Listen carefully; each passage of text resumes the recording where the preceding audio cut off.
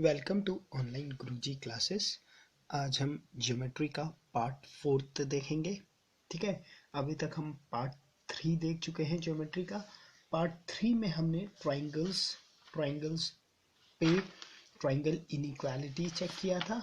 ठीक है, और ट्राइंगल इनइक्वालिटी के साथ साथ हम लोगों ने क्या देखा था, डिफरेंट टाइप्स ऑफ ट्राइंगल भी डिस्कस किया था। क्लियर? ओके, आज हम area of different types of triangle discuss करते हैं। क्या डिस्कस करते हैं? Area of triangle in different form.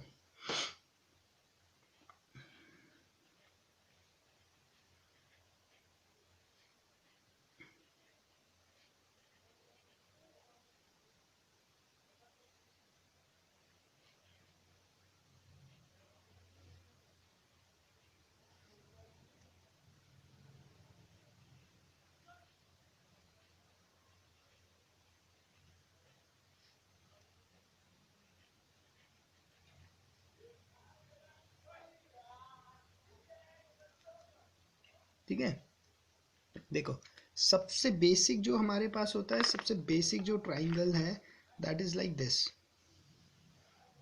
मैं बोलता हूँ ये एक ट्राइंगल है। Clear? This is your A, this is your B, this is your C. A के opposite A, I am sorry. Clear? ये एक ट्राइंगल है और मैं बोलता हूँ कि भाई ये ट्राइंगल का ये वाला एंगल क्या है? थीटा है। मुझे ये एंगल क्या है? ये एंगल पता है मुझे, थीटा है। और मुझे ट्राइंगल में ए और सी और बी का लेंथ पता है। तो इस ट्राइंगल का एरिया लिखना होगा। तो इस ट्राइंगल का एरिया क्या होगा? ट्राइंगल का एरिया होगा half a into c into sine of theta degree. ये सबसे आप लोगों का जो कहते हैं ना, जो ट्राइंगल का सबसे बेसिक फॉर्मूला है वो यही फॉर्मूला है। ठीक है, तो एरिया ऑफ ट्राइंगल क्या होता है? Area of triangle is equal to half, देखो, product of these two side, product of any two side, product of any two side. आप ये भी बोल सकते हैं, जैसे इस पे मैंने लिया दो साइड, क्या लिया, ये ए वाला और सी वाला, product of these two side into sine of angle between them. अगर वैसे ही, अगर यहाँ पे मुझे थीटा पता होता है तो मैं लिखता product of two side b a and sine of angle, that is यहाँ पे जो थीटा होता। क्लियर? तो ऐसे लिख सकता हूँ। वैसे यहाँ पर लिखना होता है तो product of two sides b into c into sine of angle a. तो कोई भी एक एंगल मुझे पता हो, ठीक है, तो उसके रिप्रेजेंट पे मैं मतलब एरिया ऑफ ट्राइंगल निकाल सकता हूँ। मान लो ये ऐसा है, बोला ये एक ट्राइंगल है, ये एंगल मेरा 30 डिग्री है, ये 2 है, ये 6 है। बोला इस ट्राइंगल का एरिया निकाल दो आप। ठीक है, तो देखो ये ए है, ये बी है, ये सी है। तो आप इसका एरिया क्या लिखोगे? आप इसका एरिया लिखोगे half 2 into 6, sorry this will be 6 into sine of 30 degree. Clear? तो ये क्या हो जाएगा? 1/2 इंटू 2 इंटू 6, और साइन 30 क्या होता है? साइन 30 होता है 1/2। 2 से 2 कैंसिल आउट, 2 1 जा 2, 3 जा, तो एरिया क्या हो जाएगा? 3, जो भी यूनिट होगा यूनिट स्क्वायर।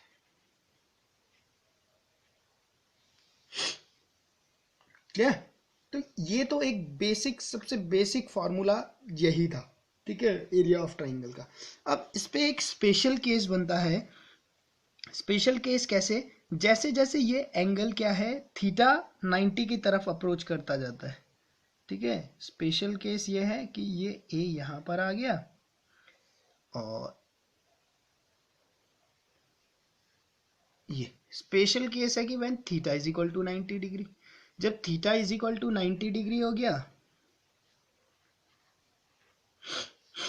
तो साइन कितना रह गया उस केस पे? साइन ऑफ थीटा मतलब साइन ऑफ 90 डिग्री, और साइन 90 डिग्री क्या होता है? 1 होता है। क्लियर? तो साइन 91 हो गया। तो उस केस में डेल्टा क्या आ गया आपके पास? Half of this is A और दिस इज सी।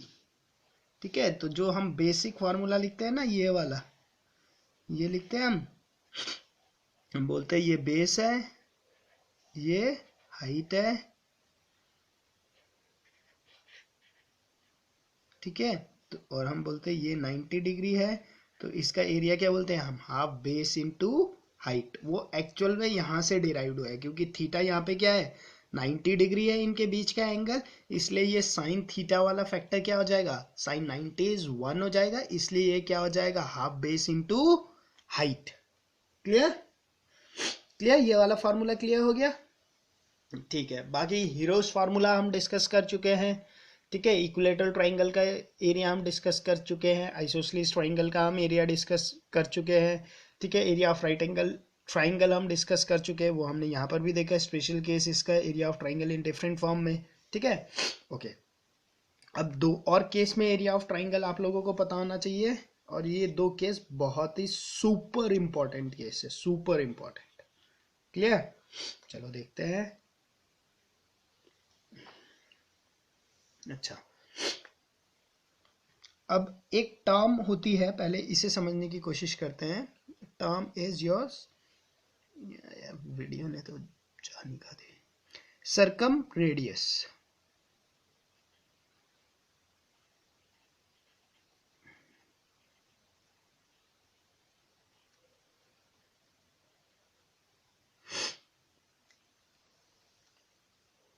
ये ऑटो फोकस क्यों होता है, अगर किसी को पता होगा, ये कैमरा में ये ऐसे ऑटो फोकस हो जाता है, ये इसे कैसे स्टॉप कर सकते हैं, तो प्लीज़ उसे कमेंट बॉक्स पे लिख देना। ठीक है, बहुत परेशानी हो रही है वीडियो बनाने में।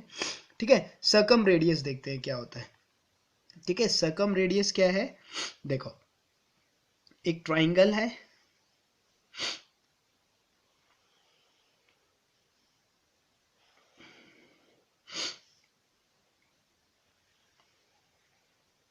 ठीक है, एक ट्राइंगल है, इस ट्राइंगल के, मैं बोल देता हूं this is a, this is b, this is c. ठीक है, बीसी, बीसी जो लाइन है, इसका मैं क्या करता हूं, परपेंडिकुलर बाइसेक्टर ड्रॉ करता हूं। परपेंडिकुलर बाइसेक्टर मतलब जो 90 डिग्री पे भी है, और बीसी को क्या है, दो इक्वल हिस्सों में डिवाइड भी कर रही है, उसी लाइन को क्या बोलते हैं हम, परपेंडिकुलर बाइसेक्टर बोलते हैं। सिमिलरली AC का परपेंडिकुलर बाइसेक्टर ड्रॉ करते हैं। क्लियर? सिमिलरली AB का परपेंडिकुलर बाइसेक्टर ड्रॉ करते हैं। क्लियर? जब आप इन तीनों का परपेंडिकुलर बाइसेक्टर ड्रॉ करोगे, क्लियर, परपेंडिकुलर बाइसेक्टर क्या होता है वो आपको पता चल गया, परपेंडिकुलर भी हो मतलब 90 डिग्री पे भी हो, बाइसेक्टर है तो बाइसेक्ट भी कर रहा हो साइड को। ठीक है, जब आप इन तीनों का परपेंडिकुलर बाइसेक्टर ड्रॉ करोगे, ठीक है, तो आप देखोगे कि ये तीनों जाके एक पॉइंट पे मिल जाते हैं। क्लियर? ये तीनों जाके यहाँ पे, तो सेंटर पे मुझे पता ही था मिल रहे हैं, अगर आप प्रैक्टिकली प्लॉट करोगे तो आप देखोगे कि ये तीनों एक पॉइंट पे मिल जाते हैं। ठीक है, क्लियर? इस पॉइंट को बोला जाता है सरकम सेंटर। क्या बोला जाता है इस पॉइंट को, इस पॉइंट को बोला जाता है सरकम सेंटर।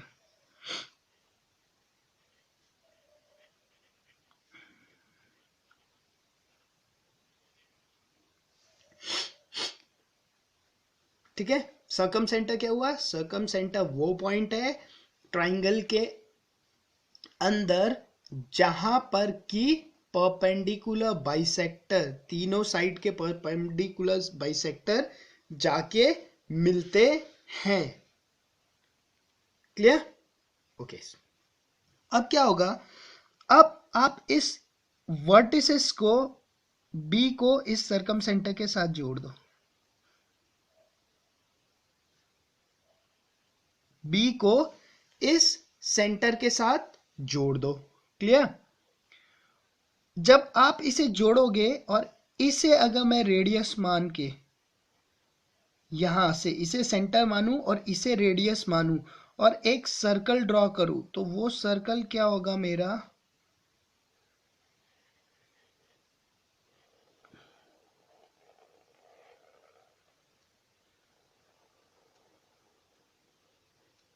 ये वो सर्कल क्या होगा, वो तीनों वर्टिसेस को छूते हुए ट्राइंगल को अपने अंदर सरकमस्क्राइब कर लेगा। क्लियर, ट्राइंगल को क्या कर लेगा, अपने अंदर सरकमस्क्राइब कर लेगा। ठीक है, इसलिए इसे क्या, तो ये आर क्या हुआ, ये आर हुआ आपका सरकम रेडियस। क्या हुआ आर आपका सरकम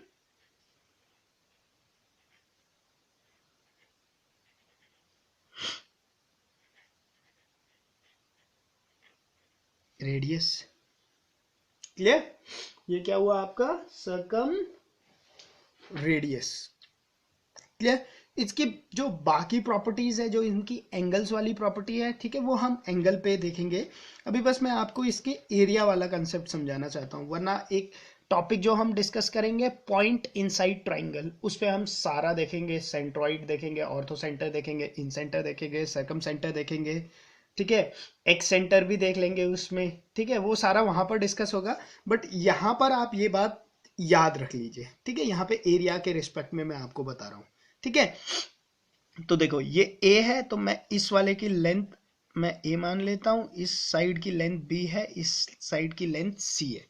तो इस केस में एरिया ऑफ ट्राइंगल अगर आपसे पूछा जाए तो डेल्टा इज इक्वल टू क्या होता है, a B C upon 4 are,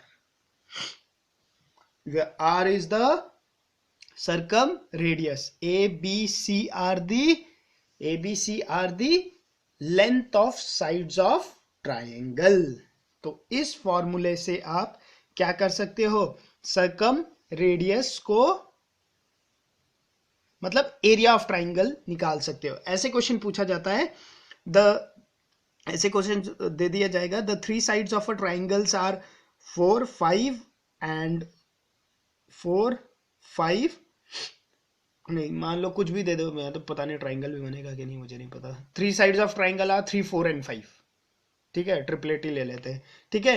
and it's circum radius भी आपको दे दिया जाएगा कि भाई सर्कम रेडियस इतना है, find the area of triangle.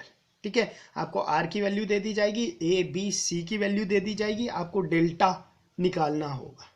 Clear, तो आप इजीली निकाल सकते हो।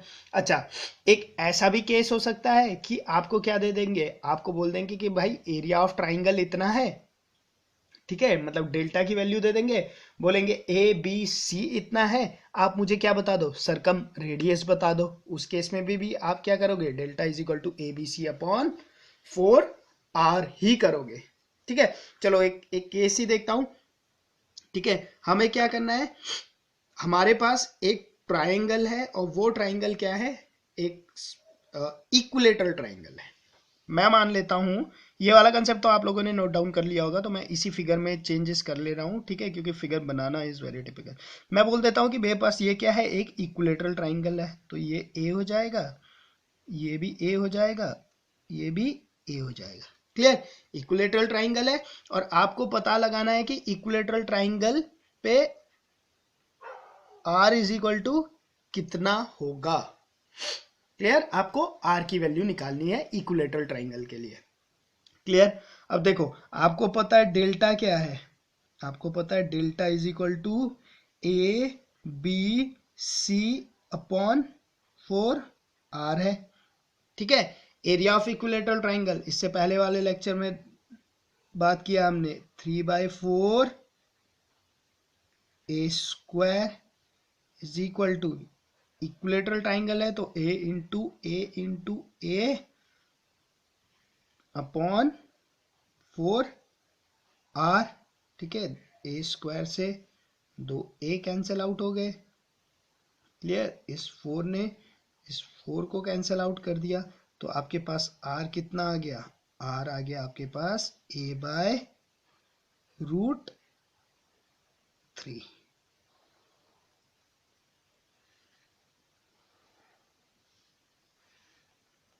आर कितना आ गया आपके पास, देखो अब यहाँ पर एक, मैं थोड़ा सा ऊपर जाके एक बहुत ही इंपॉर्टेंट कॉन्सेप्ट भी मैं सोच रहा हूँ यहीं पर डिस्कस कर लूँ, क्योंकि अगर आपको ये चीज़ समझ में आ रही होगी तो वो कॉन्सेप्ट भी इजीली समझ में आ जाएगा। और ये क्वेश्चंस बहुत इंपॉर्टेंट है, पूछे जाते हैं आपसे, डायरेक्ट थियोरेटिकली पूछे जाते हैं।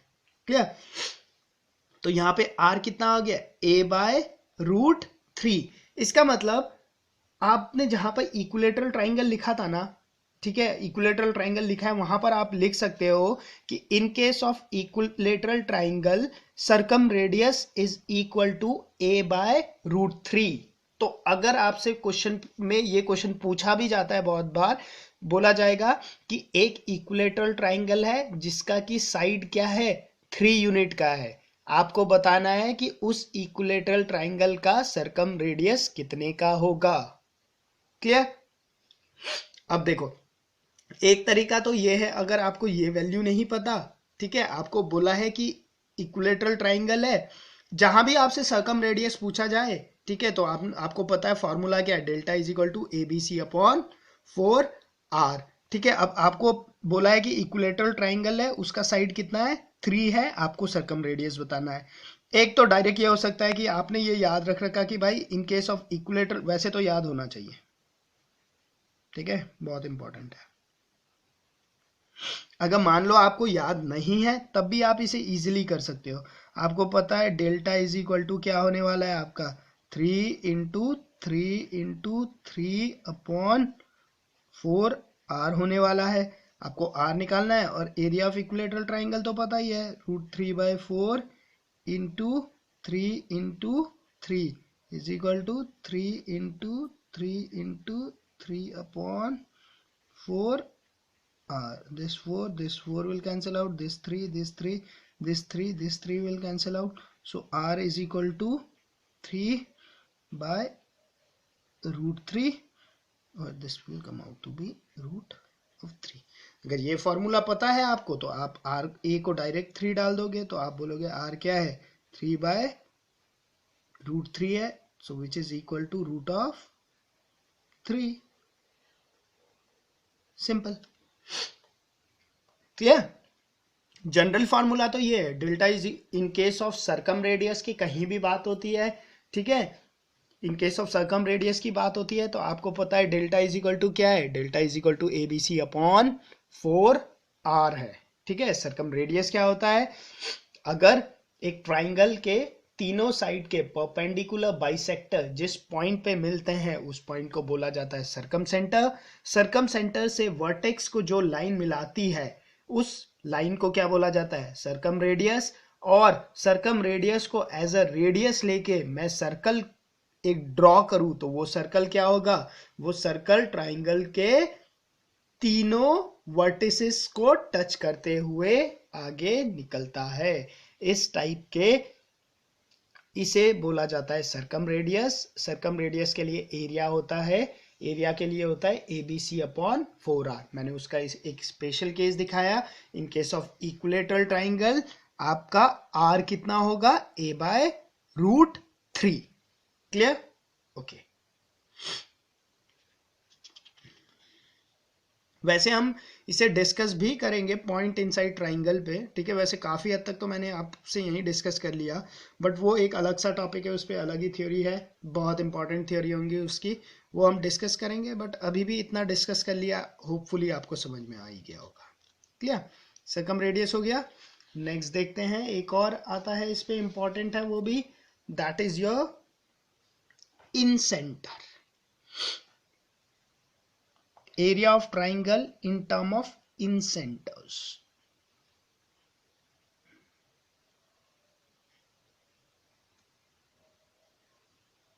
क्लियर? अब देखो क्या है इंसेंटर वाला कंसेप्ट, क्या है। मैं बोलता हूं मेरे पास एक ट्राइंगल है,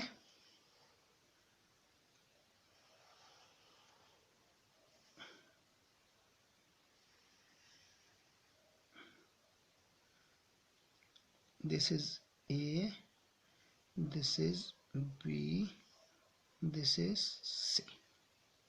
क्लियर? ABC एक ट्राइंगल है, मैंने क्या करा, मैंने एंगल A का एंगल बाइसेक्टर लिया, मैंने एंगल B का एंगल बाइसेक्टर लिया, ठीक है, और मैंने एंगल सी का भी एंगल बाइसेक्टर लिया। क्लियर? ये तीनों जाके एक पॉइंट पे मिले, जिस पॉइंट पे ये मिलते हैं तीनों जाके, उस पॉइंट को बोला जाता है आई, इन सेंटर। क्लियर? इस पॉइंट को क्या बोला जाता है? इस पॉइंट को, ये जो पॉइंट है इसे बोला जाता है इन सेंटर।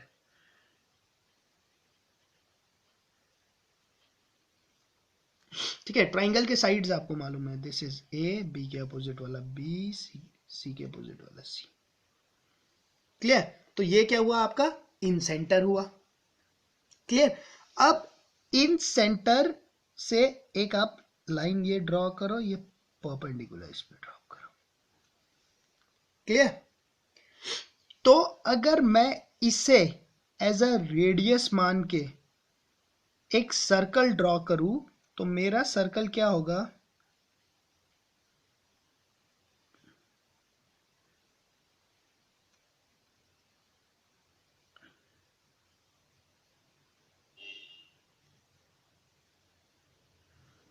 लगभग लगभग ऐसा मेरा एक सर्कल ड्रॉ होगा।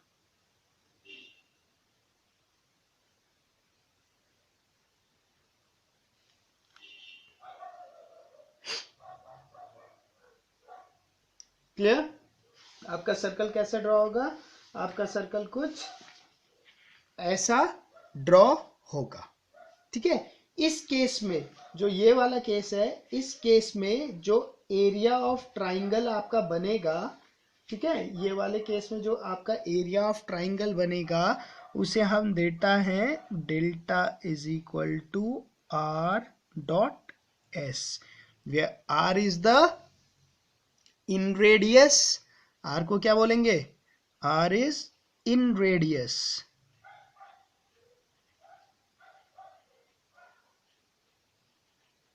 और एस क्या होता है ट्राइंगल वाले में? मैंने आप लोगों से हीरोस फार्मूले में डिस्कस करा है, एस होता है semi perimeter.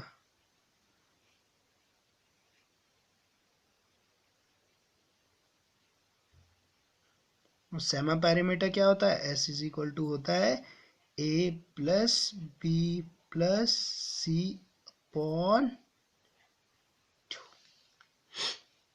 Clear? Clear? S क्या होता है? एस होता है आपका ए प्लस बी प्लस सी अपॉन 2। क्लियर? ओके, ये बात क्लियर हो गई। ठीक है, तो इन सेंटर के केस में क्या होता है? Delta is equal to R S. Circumcentre के केस में क्या होता है? Delta is equal to A B C upon 4r।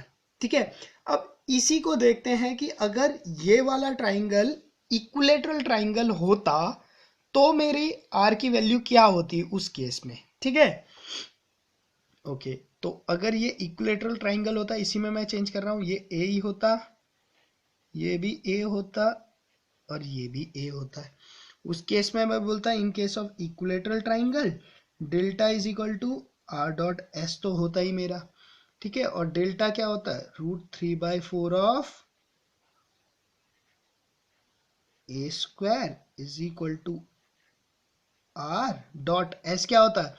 A plus A by 2 semi perimeter होता। क्लियर? तो आप क्या लिखते? आप लिखते 3/4 A square is equal to 3/2 A into R. इस ए से इस ए को काट लेता, 2 1 जा 2 2 जा। क्लियर? और ये 3 नीचे आता, तो आपके पास फाइनली आर कितना आ जाता? आर आ जाता आपके पास,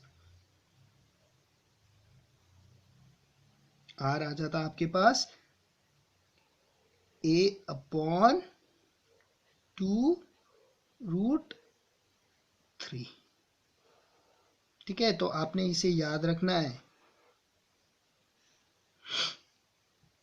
आर इज इक्वल टू क्या होगा?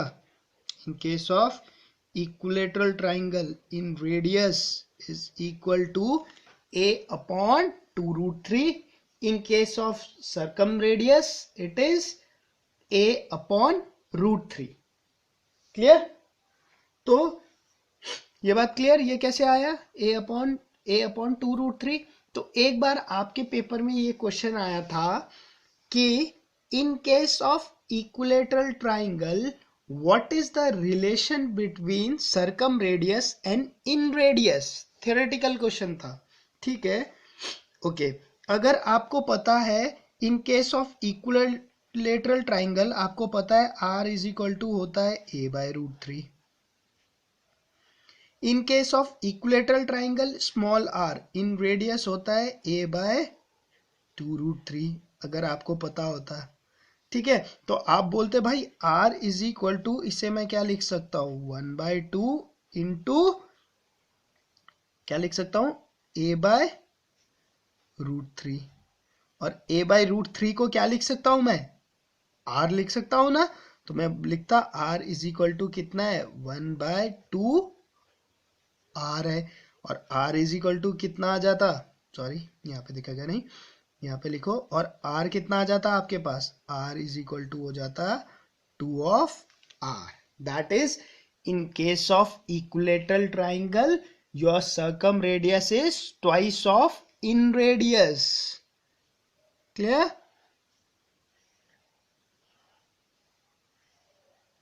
ठीक है? तो सिंपल देखो कैसे क्वेश्चन बना सकते हैं वो लोग, इजीली क्वेश्चन बना सकते हैं थ्योरी से. अगर मैं होता, मैं यहाँ पर एक क्वेश्चन देता कि given an equilateral triangle whose in radius is 2 centimetre, find its सर्कमरेडियस.